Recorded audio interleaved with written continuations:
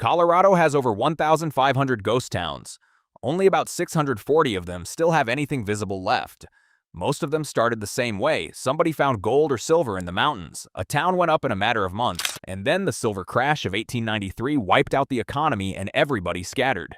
That's the short version. The longer version involves toxic waste, EPA evacuations, cliffside towns that are literally illegal to step foot in, and a bullfight that made national headlines in the 1890s.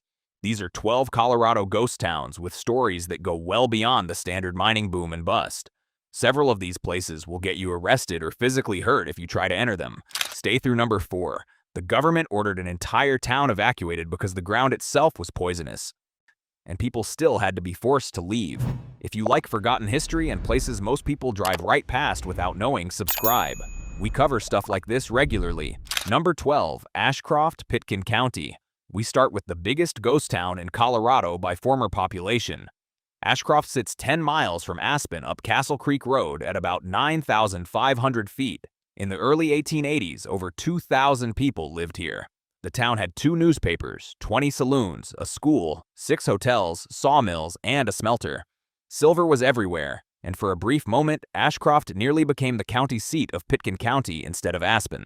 The silver deposits turned out to be shallow. Mines couldn't replicate the early yields. In 1884, a major strike in Aspen lured most of Ashcroft's residents away practically overnight. Within a few years, the place was empty. During World War II, the Army used the site for mountaineering and ski training. A dog sledder named Stuart Mace lived there for years afterward. Today, the Aspen Historical Society maintains about a dozen original buildings and runs guided tours in the summer. You can visit Ashcroft in a regular car. It's one of the few Colorado ghost towns that actually wants you there. Number 11. Independence, Pitkin County. Number 11 is just down the road from Ashcroft, sitting near the top of Independence Pass at almost 11,000 feet on Highway 82. Gold was discovered here on July 4, 1879, which is how it got its name. By 1882, about 1,500 people lived in Independence, and the town had its own post office, stores, and boarding houses. Winters were brutal at that elevation. Supplies came by pack mule over the pass, and when the snow got too deep, the town was cut off for months. The real blow came when the Denver and Rio Grande Railroad bypassed Independence in favor of Aspen. Without rail access, the town couldn't compete. By 1888, a group of remaining miners reportedly dismantled their cabins, built skis from the lumber, and skied over the pass to Aspen in the middle of winter. The town was essentially empty by 1900.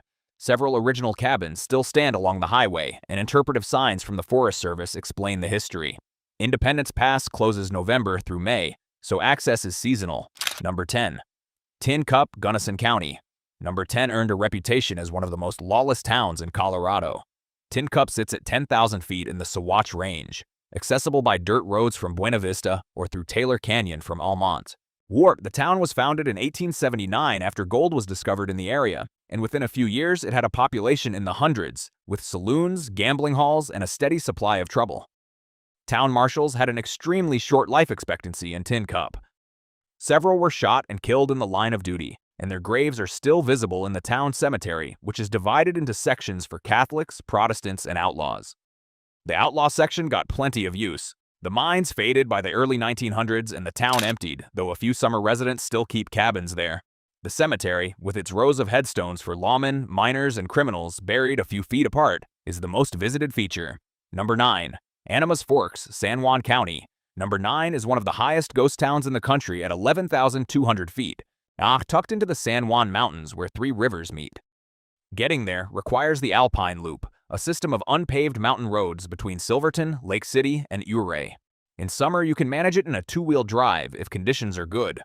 Any other time of year, you need a serious 4-wheel drive vehicle. Animas Forks was founded in 1873, and at its peak had about 30 cabins, a general store, a hotel, a saloon, and a post office. The signature building is the 2-story Duncan House with its large bay window. Local legend says Evelyn Walsh, the mining heiress who later owned the Hope Diamond, wrote part of her autobiography in that house. Winters above 11,000 feet were merciless. A blizzard in 1884 reportedly dumped 25 feet of snow and trapped residents in their homes for 23 days. By the 1920s, the town was abandoned. The BLM and San Juan County maintain the site today. Entry to all buildings is unrestricted, which is unusual for Colorado ghost towns, and interpretive brochures are available at the site. Number 8. St. Elmo, Chaffee County. Number 8 is probably the most well-known ghost town in Colorado. St. Elmo sits near Mount Princeton, west of Buena Vista at about 10,000 feet. Founded in the late 1870s, the town boomed after the Denver, South Park, and Pacific Railroad arrived in December 1880. At its peak, around 2,000 people lived there, and over 50 mines operated in the surrounding mountains. The Mary Murphy mine alone shipped 75 tons of ore per day from 2,000 feet above town. When the railroad pulled out in 1922, St. Elmo started dying. By the 1950s, almost everyone was gone. Two siblings named Tony and Annabelle Stark stayed behind and ran the general store for decades, essentially becoming the sole caretakers of the entire town. Annabelle was known for chasing off tourists with a shotgun and collecting stray cats. She lived in St. Elmo until the late 1950s. Today, several original buildings still line the main street, including the general store, the town hall, and a few homes. You can drive there in a regular car. The chipmunks in St. Elmo have become almost comically tame from years of tourist feeding and will climb right up your leg if you stand still long enough. Number 7. Tomboy, San Miguel County. Number 7 requires a serious off-road vehicle or a long hike. Tomboy sits above Telluride at nearly 11,500 feet, reachable only by Tomboy Road, a narrow, exposed shelf road cut into the mountainside with sheer drop-offs and no guardrails. The mine opened in 1880, and the camp grew into a full community with a YMCA, a bowling alley, tennis courts, and even a skating rink. At its peak, around 900 people lived up there year-round at nearly 2 miles above sea level. The Tomboy mine produced millions in gold before shutting down in 1928. The town emptied quickly after that. Today, scattered ruins of stone buildings and mining structures sit in an alpine meadow surrounded by 13,000-foot peaks. The road is only open in summer, and even then, it's considered one of the most dangerous off-road routes in Colorado. Several vehicles have gone over the edge over the years. The San Miguel County Sheriff's Office has responded to multiple accidents and rescues on Tomboy Road. Number 6. Gillette, Teller County. If you're enjoying this, hit that like button. It takes half a second and it helps more people find these videos. Alright, back to it. Number 6 was wild even by Colorado Gold Rush standards. Gillette was founded in the 1890s near Cripple Creek during one of the last major gold rushes in Colorado history. The town grew to about 1,000 people and immediately became known for saloons, gambling halls, and criminal activity. But the thing that put Gillette on the map nationally was a bullfight. In 1895, promoters organized a Mexican-style bullfight in Gillette that drew thousands of spectators from across the state. The event sparked outrage from animal welfare groups and made headlines nationwide. Colorado passed laws specifically to prevent it from happening again. The gold eventually ran out. The town shrank. Fires took buildings. By the early 1900s, Gillette was done. Today, almost nothing remains. The site is on private property and off-limits to the public. Number 5. Crystal Mill, Gunnison County. Number 5 is one of the most photographed spots in all of Colorado, and a lot of people don't realize the building they're looking at is part of a ghost town. Crystal Mill sits on a rock outcropping above the Crystal River near the town of Crystal in Gunnison County. The structure was built in 1892 as a powerhouse for a nearby silver mine. It used a water wheel to drive an air compressor that powered drills in the mine above. The town of Crystal had about 500 residents during the silver boom and included hotels, a newspaper, a general store, and the usual collection of saloons. After the 1893 silver crash, the town emptied quickly. The mill building survived because it was built on solid rock above the river and was simply too difficult to tear down for scrap. Getting to Crystal Mill requires a rough four-wheel drive road from Marble, Colorado. The last few miles are narrow and rocky. The mill itself is on private property, and you cannot enter it, but you can photograph it from the trail. Gunnison County has restricted vehicle access in recent years due to overcrowding and environmental damage on the road.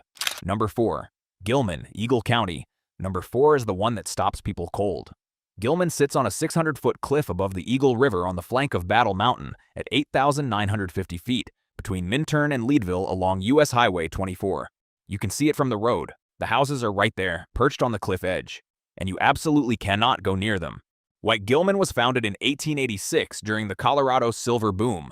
A prospector named John Clinton built the town as a company settlement to keep miners on site. Over the following decades, the mines transitioned from silver to zinc and eventually became some of the largest zinc producers in the country. The New Jersey Zinc Company bought the entire town and all the mines in 1912 and ran the operation for decades. During World War II, Zinc from Gilman was critical for the war effort, and the population topped 1,000 with over 700 mine workers. The town had a school, a hospital, a bowling alley, a rec center, a grocery store, and hardwood floor homes with yards and gardens. Former residents describe it as a complete, functioning community. By the late 1970s, mining had become unprofitable. Most operations shut down in 1977. Then in 1984, the EPA, APB inspected the site and found catastrophic contamination. High levels of arsenic, cadmium, copper, lead, and zinc in the soil and groundwater. 8 million tons of mine waste across 235 acres. Orange sludge was seeping into the Eagle River.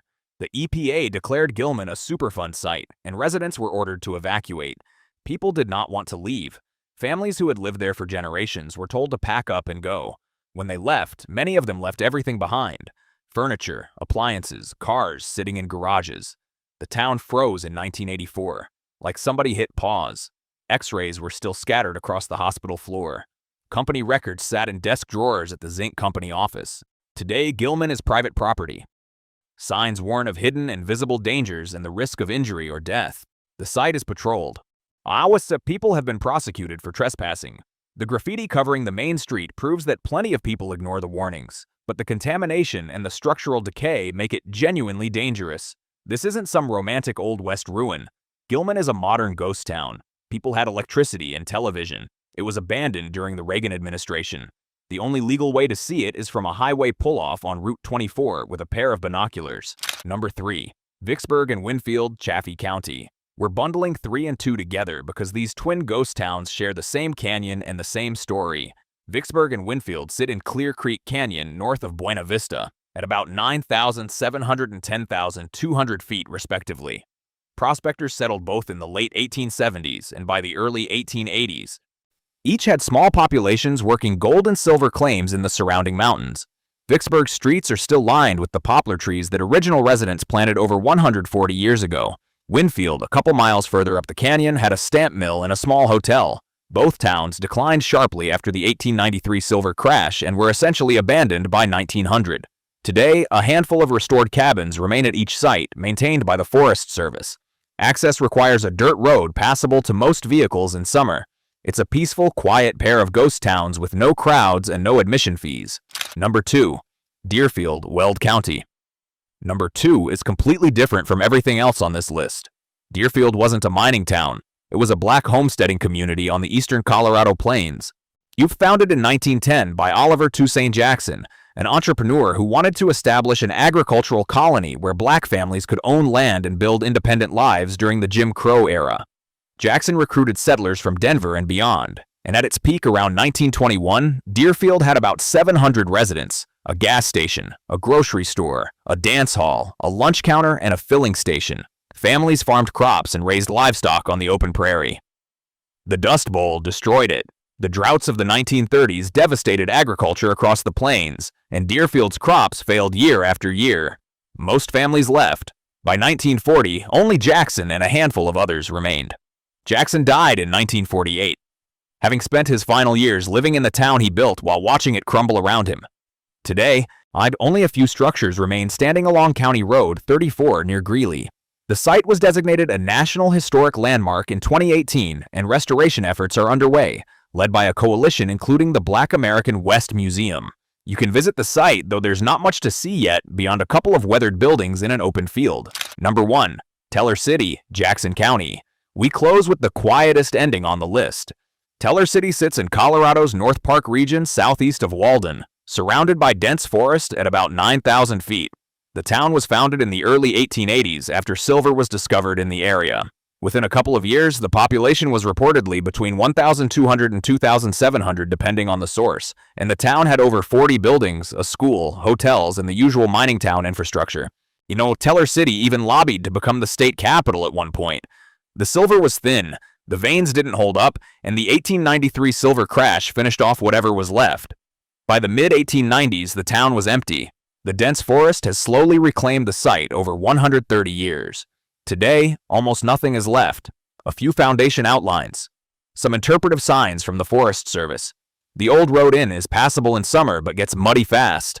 Most people who make the drive find trees growing where saloons used to be in a silence so deep it's almost uncomfortable. No drama, no disaster. Just a town that bet everything on silver that wasn't there, and the forest that took it back. 12 towns. 12 ways Colorado ate its own history.